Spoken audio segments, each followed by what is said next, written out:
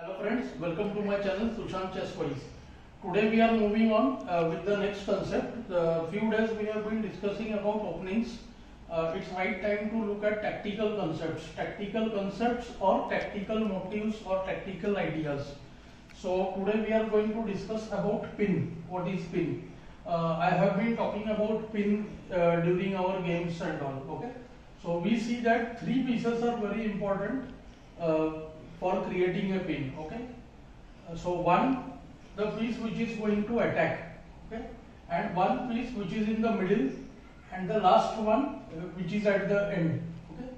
Against whom the piece will be pinned. So here let's see, there are two opponents pieces which are in the same line, and we attack the piece. Our attacking piece comes and attacks the piece. Of course we cannot attack both. So we attack the middle piece, and at the same time we create a situation where the middle piece cannot move. So in this case, if the bishop moves, it will be a check. So it's not possible to move the bishop. So this is called an absolute pin or the real pin, when the piece cannot move at all. Let's change this situation and let's assume instead of king over here, there is a queen. Okay. Now what happens? Here also we see the bishop is attacked. The bishop cannot move because the queen would be lost. The bigger piece would be lost. This pin is not absolute in nature, because if black wants to move this bishop and attack something else or give check, it's at least possible to move the bishop. So that becomes a relative pin. So today we are going to see what is the benefit of pin, how we can take advantage of a pinned piece. Okay, let's continue with some examples. So let's look at the first position here. We see that while creating pin, another thing we can see the relationship between the pieces, means the pieces which come in the same line. So the line can be same file, same rank or same diagonal. Okay, so here we see that the king and rook are in the same rank over here. Okay, but we cannot create any pin out there. Second, we see the king and the knight both come in the same file. Okay. So since the king and the knight, they are in the same file here, so white thought that he can attack and create a pin. Okay, so white played the rook to e1.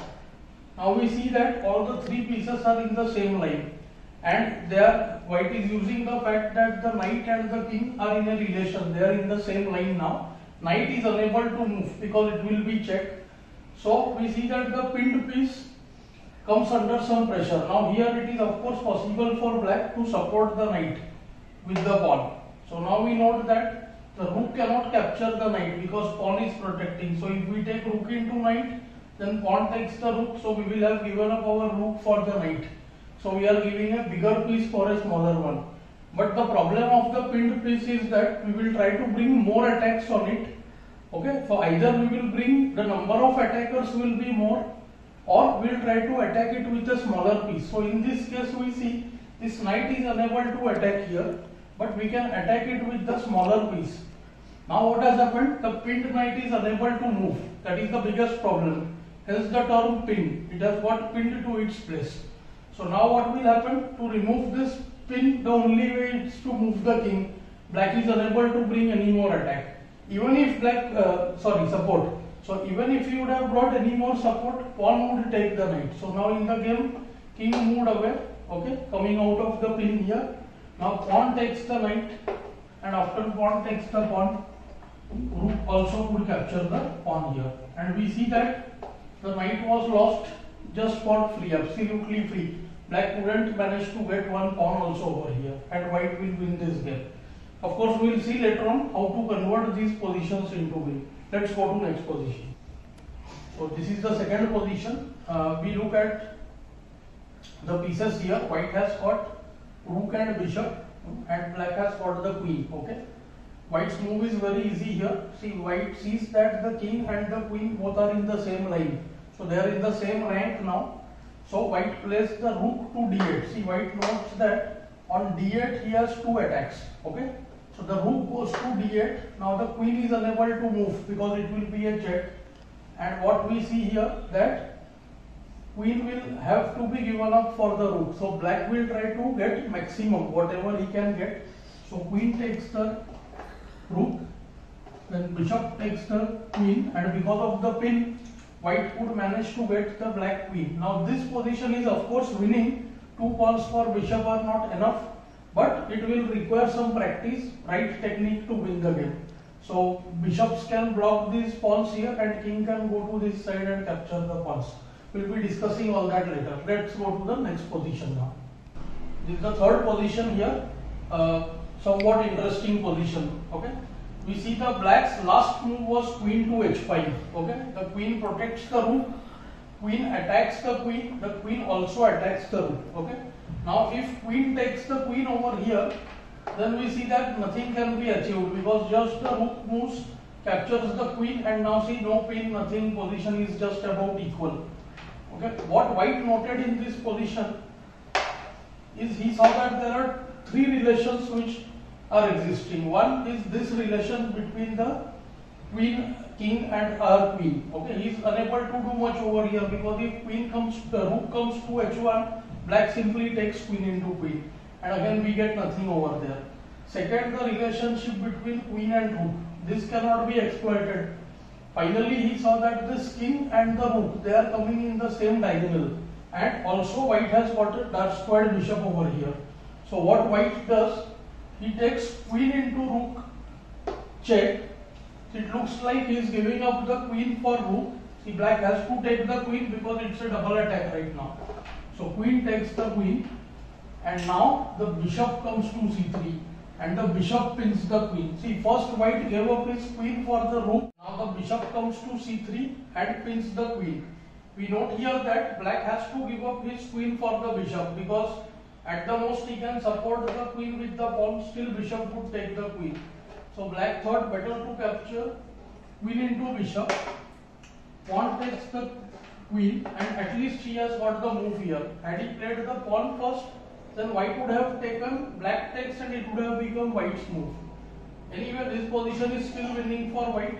Bishop might take this pawn, but after that this rook can go to d6 and attack the b6 pawn, and eventually white will win the game. Okay, so this is how we use the pin in this position. Let's look at next one.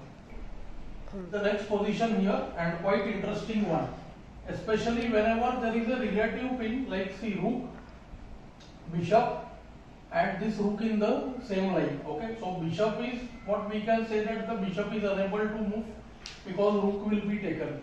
But we have to be very careful in these cases because the bishop, if required, it can move. Okay, if black wants to sacrifice the rook and get some material, maybe black can do that. Okay, so let's see, there are some ways.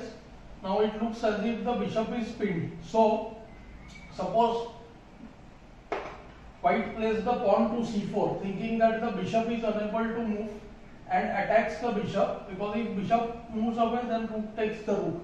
But then here the bishop can move to e4 with check. See, the bishop was capable of moving, so that's why the term relative pin. So now king moves away, then rook takes the rook. So only exchanges will happen here. So it won't be a winning position for white. Second possibility, same if bishop comes to f3. This is another way to create pin here. But here black can simply take the bishop. Okay, then rook takes the rook. Many people will say that this position is also winning for white. Of course, it is winning, but things will become very difficult after the move g5. And these two passed pawns are there and bishop is there. So it will be very difficult for the rook to win against this bishop and 2 pawns. But with proper play, maybe it can be won. Okay, but white has an even better way.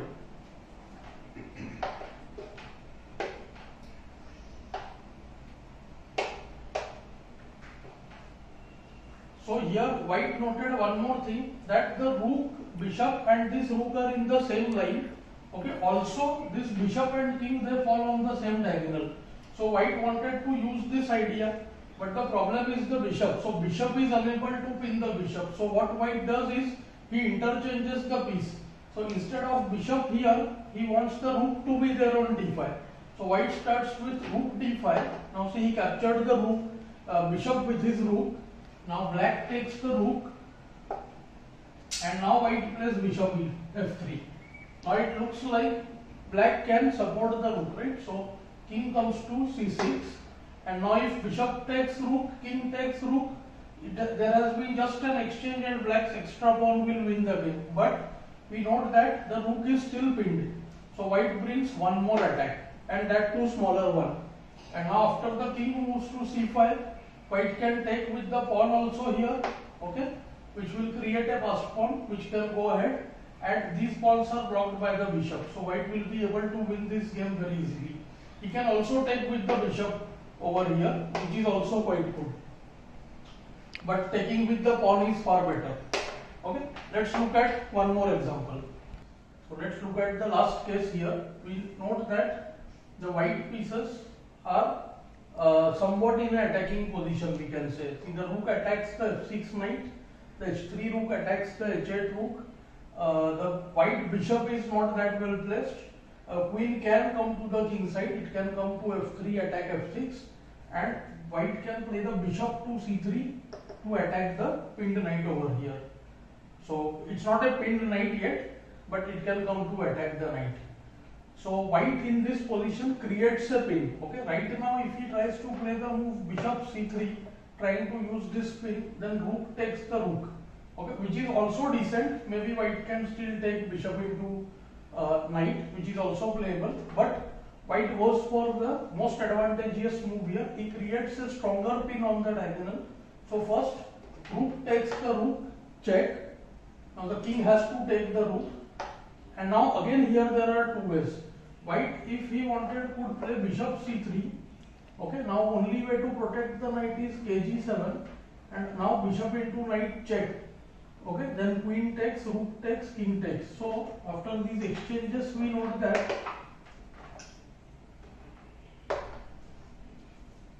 we got his queen for just a rook. Okay, bishop and knight got exchanged, traded. Okay, and this position is an easy win for white. Okay, this white could have easily done this, but white thought that when he plays rook f6, or let's say when he plays bishop c3, maybe black will just move the king away and just give up his knight. So white tried for a better idea here. White played directly rook into knight. So now what happens? If the knight is not taken, anyway he has got a piece. But if the queen takes the rook, okay, then bishop comes to c3 and creates this pin. Okay, technically you can say that both are same. Here also queen takes the bishop, pawn takes, and we see that it's queen for rook position. But white was trying to set a trap by taking the knight first. So it's most natural to take the rook and then he will pick. So that is the only difference. So here we saw how the pin was created first and then white took advantage of this pin. Anyways, this was a basic chapter of pin, and what I am doing is, this is for beginners of course. Next, when we cover a few themes, say around 7-8 themes, next will be knight 4, then double attack, then deflection. After doing this, all these things will come to intermediate level of these same positions. That time the positions will be of higher level. Okay, so these are the basic positions just to understand the concept. So do like, share and subscribe the channel if you are enjoying.